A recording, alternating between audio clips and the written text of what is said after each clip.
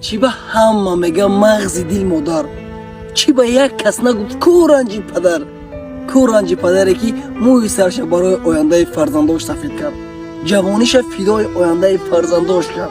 چی در زندگی فقط قهرمان مادره؟ نه آخی، پدرم این قهرمانه.